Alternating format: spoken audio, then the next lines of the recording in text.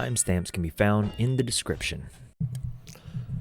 What's going on, everybody? Today we're going to be talking about something, and it's going to be rather quick. We're going to try to keep this under 10 minutes. Let's see if we can do it. Today we're talking about the movie Black Phone. Now, Black Phone was released late 2021 and began streaming in 2022. Let's jump to the quick plot. Finney Shaw is a shy but clever 13-year-old boy who's being held in a soundproof basement by a sadistic mass killer when a disconnected phone on a wall starts to ring. He soon discovers that he can hear the voices of the murderer's previous victims, and they are dead set on making sure that what happened to them doesn't happen to Finney. I was happy that this film came out. I'm happy that this film did decently in the box office, but I definitely don't think it's a horror movie. It definitely comes off more of a thriller, but that does not mean it's bad. I will say that this probably still ranks up pretty high on this list for the month. Let's dive into the plot, and we'll discuss why I think it's so decent. In 1978, a mass serial child abductor nicknamed the Grabber prowls the streets of a Denver suburb. Siblings Finney and Gwen Blake live in the area with their abusive alcoholic father. At school, Finney is frequently bullied and harassed. He has a friendship with a classmate, Robin, who fends off the bullies. A boy that Finney knew, Bruce, is abducted by the Grabber. Gwen, this is really weirdly written. Gwen, who has psychic dreams, much like her late mother, dreams of Bruce's kidnapping. Detectives Wright and Miller interview Gwen at school, believing she has inside knowledge, but struggle to believe her claims. The siblings' father punishes Gwen for speaking with the detectives. Shortly after, the Grabber abducts Robin. This is a very clunky first paragraph for this Wikipedia, by the way.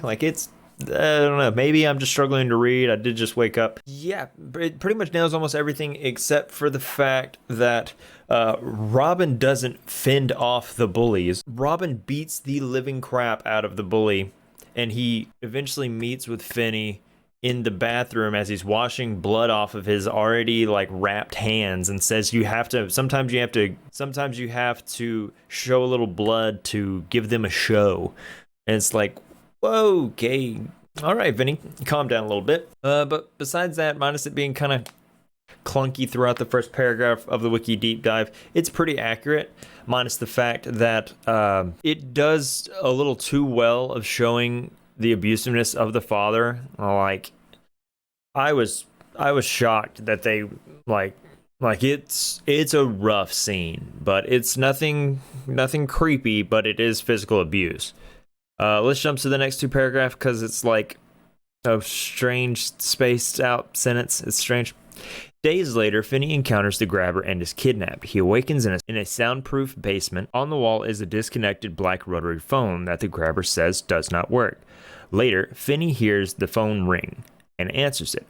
Bruce's ghost tells Finney about a tile floor he can remove to dig a tunnel to escape. The police search for Finney is unsuccessful. The Grabber brings Finney food and leaves the door to the basement unlocked. Finney prepares to sneak out, but is stopped by another boy on the phone called Billy. He explains that this is a game that the Grabber plays, and he is waiting upstairs to attack Finney with a belt if he leaves the basement. Billy instructs him to use a cord Billy found to get out via the basement window. While climbing, Finney breaks the bars on the window, preventing him from climbing back up.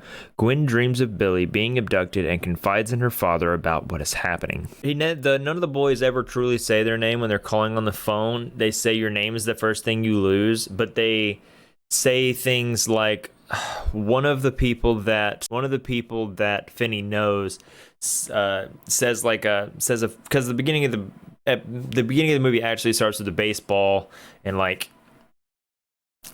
can't remember if he's pitching to him. He says your arm is mint, and one of the people on the phone says the exact same phrase. It's how he's able to depict which of the children are actually talking to him, and it does a fine job with it. I think it does good personally, but in it, the movie now shows us. This is a lot of space for my head. The movie now shows us that what it's going to be doing is each one of these phone calls from the boys is going to be giving information to Billy, and he's gonna have to use all the information that he's been given to get out. So, but the game that they play, I'll say this, Ethan Hawke does so good as the grabber. He's very creepy. His mask leaves you questioning what's going on there, and the changing of the mask is even more fascinating. I do wish they would have played, describe the game or play another game along those lines to kind of show that it's not this one thing that he just sits at the top of the stairs with a belt and he's going to beat the shit out of you if you try to leave and be a bad boy. I don't know, it's strange. We'll knock out the next 2 paragraphs and we'll see how that goes. Wright and Miller speak to an eccentric man called Max who is staying in the area with his brother. It is revealed Finney is being held in Max's basement, which he is unaware of, and the grabber is his brother. Finney speaks to another one of his victims, Griffin, on the phone. Griffin shows Finney a combination of a lock and informs him that the grabber has fallen asleep upstairs.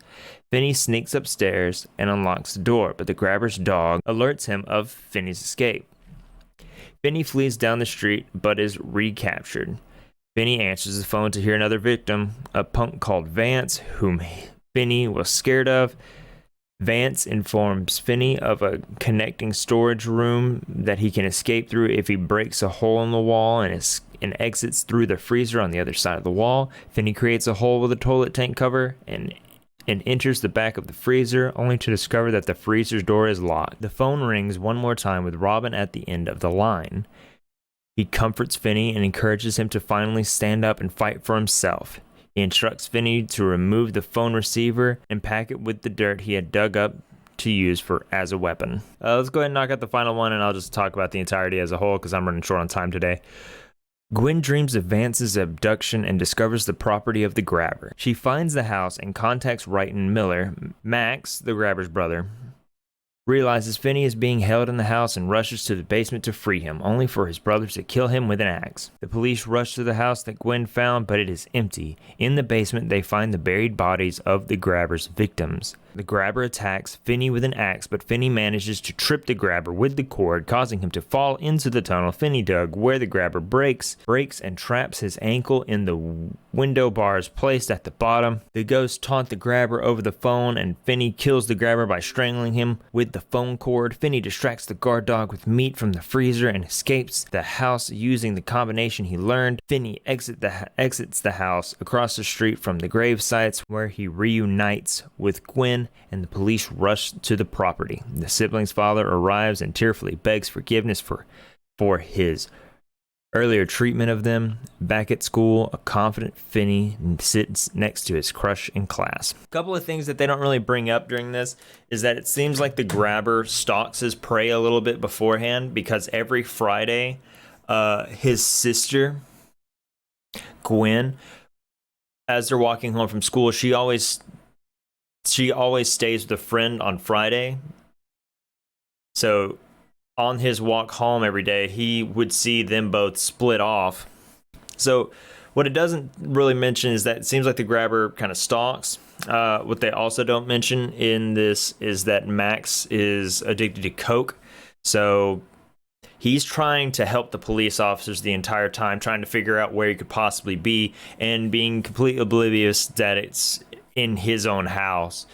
Also, it seems, I think he lost his job, and that's why he's currently staying with his brother now, or the other one did. But they have 2 houses, and they're directly across the street from each other, it's a cool reveal, and it's a great reveal, but it's just a little bit of explanation would have been better for me personally. But besides that, I think the wiki pretty much nails it. It doesn't really say any of the grabber's lines.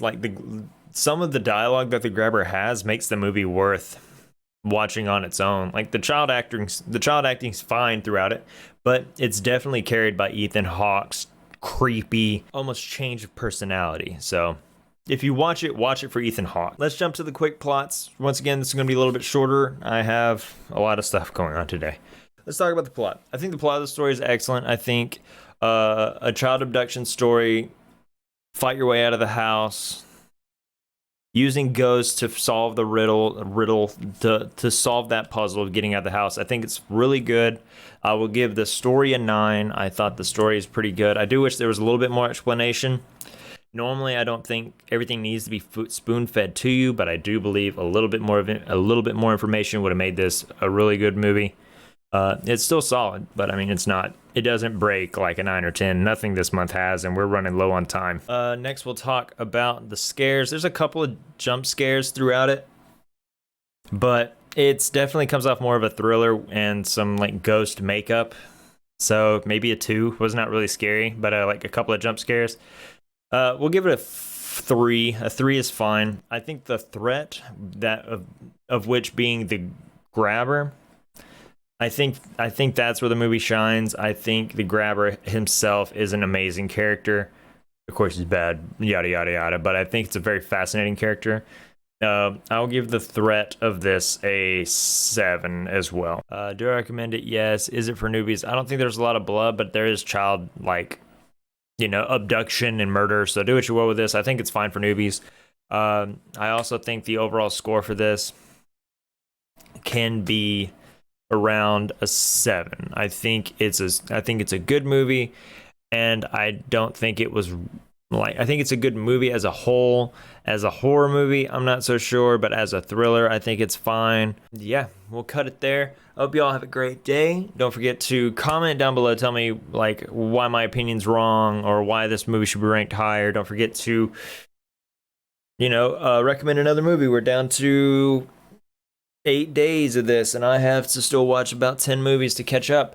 Hope you all have a great day. Take care. Stay scared. See you guys.